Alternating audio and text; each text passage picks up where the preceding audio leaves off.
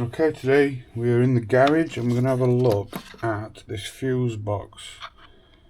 It's ordered from a guy online who makes them up himself, and it's basically a plug and play unit that plugs straight in to the back light, which gives you switch live, and then connected up to the battery, and it's basically just runs when the ignition's on.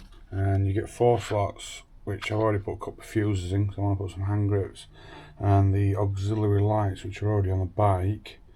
I'm going to fit them straight into this. So I just thought I'd give you a quick look at it before I fitted it, and then once I've got it fitted I'll go over what I've done, and then I'll try and get the lights fitted into that. So it was £30, £35 it was, off a website online. I can get anybody the link who needs it, just let me know in the comments. And yeah, they're made up primarily for the V-STROMs, but I believe they can be made up for most bikes if you get in touch with them and give them an email, and they'll make it up for whatever bike you need, I believe. But primarily the website has instructions on fitting it, but it is fitting to the V-STROMs. Most models, all models of V-STROM I believe as well.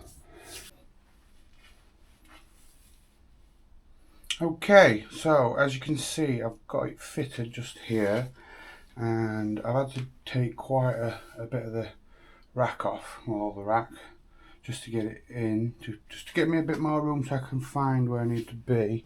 So I'm on the left side of the bike, if you're sitting on the bike right now, and the wire where to connect it is actually on the right hand side. You can see it's just in there.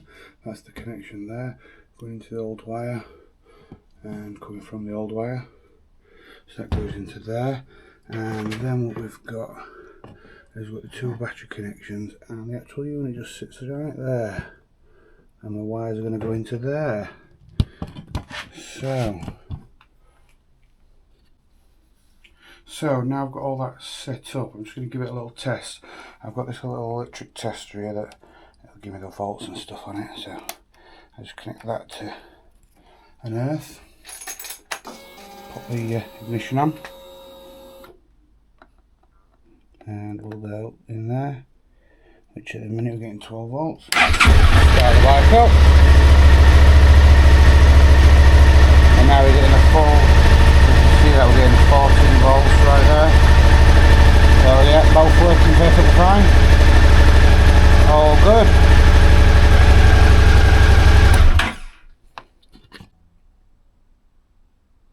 Okay, we've just got that finished now. I've decided to move the fuses down just to make it a bit easier for when I do loading things. I'm going to put everything from the bottom working up just to make it a bit easier.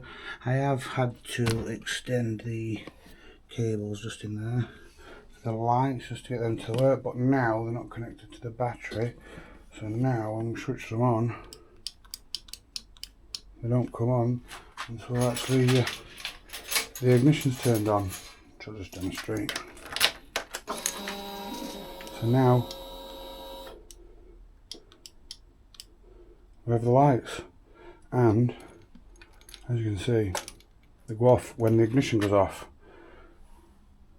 So that's that job done. It was a fairly easy job, not a lot of messing about, just running wires and then to route the wires. I have actually left the battery tender wire on, straight onto the battery. I didn't want to wire that into there because I didn't think it'd work properly. So yeah, let me know what you think in the comments. If anybody needs a link to the product, just give me a shout in the comments.